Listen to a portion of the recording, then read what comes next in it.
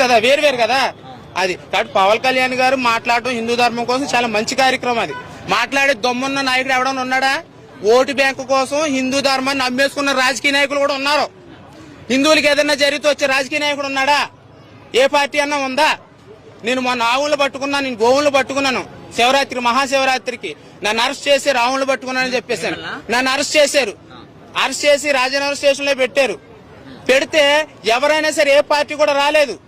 ఒక BJP party నాయకులు వచ్చి ఆవిడ నిజంగా ధర్మ ప్రకారంగా ధర్మంగానే పనిచేసింది, ఆవిడ చట్టపరంగా పనిచేసింది, ఆవిడ ఎందుకు అరెస్ట్ చేస్తారని చెప్పేసి నన్ను బయట తీసుకొచ్చారు. ఉన్న పార్టీ నాయకులు ఎవరైనా వచ్చారా? హిందువులు ఇప్పటికైనా ఈ విషయం తెలుసుకోవాలి. హిందూ ధర్మంకి సపోర్ట్ చేసేది ఎవరైనా ఉన్నారంటే వాళ్ళకి మనం ఓటేయాలి. నానా చెత్త పార్టీలకి వేయకూడదు ఓటు. ప్రతి ఒక్కడు వస్తాడు ఓటేసామని, అందరికి వేసేయకూడదు. అటు జై శ్రీరామ్ అన్నప్పుడు మనం ఓటేయాలి. మన ధర్మానికి సపోర్ట్ చేసినప్పుడు ఓటేయాలి. నేనైతే అలాగే వేస్తాను. నేను మరి సెక్యులర్ కుక్కలు ఏం చేస్తారో నాకు తెలియదు. అన్ని మతాలు సెక్యులర్ సమానం అన్ని సెక్యులర్ గాడికి ఇదే చెప్తున్నాను. మన ధర్మం బ్రతుకుంటే నువ్వు, నీ ఇల్లు, నీ సంసారం, నీ కుటుంబం, నీ దేశం, నీ రాష్ట్రం, నీ ఊరు, నీ గ్రామం బాగుంటది. మన ధర్మమే లేనప్పుడు అవతల అన్ని మతస్థులు పెరిగిపోతారు. మనల్ని వేసేస్తాడు, మన ఆస్తిని దోసేస్తాడు, కబ్జా చేసేస్తాడు. తర్వాత అప్పుడు మనం ఎంత నోరు కొట్టుకున్నా సరే నువ్వు మిగలవు, నీ కుటుంబం మిగలదు, నీ కులం కోసం గజ్జి గోక్కుంటావు కదా, ఆ కులం కూడా ఉండదు.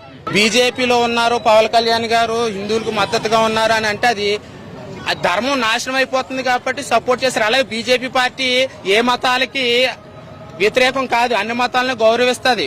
కావాలని బీజేపీ ప్రభుత్వం తొక్కేయాలి, దేశం డెవలప్మెంట్ అవుతుంది, వాళ్ళ మత మార్పిడిలకి గురి అవ్వకుండా చేస్తున్నారని చెప్పేసి అని బీజేపీ పార్టీ మీద బురద జల్లుతున్నారు. దేశం డెవలప్మెంట్ అయ్యిందనుకో, దేశం డెవలప్మెంట్ అయితే అప్పుడు మనం ఏం చేస్తాం, మత మార్పులు చేయడానికి అవకాశం అవ్వదు. అదే దేశం నాశనం అయిపోయి మత కల్లోహలాలు జరిగేసి డెవలప్మెంట్ లేదనుకో, మత మార్పులు చేయడానికి బాగా అవకాశం దొరుకుతుంది. అంతే కాబట్టి ఎప్పుడైనా సరే మన బీజేపీ పార్టీ మీద ఖచ్చితంగా బురద జల్లుతారు ఖచ్చితంగా.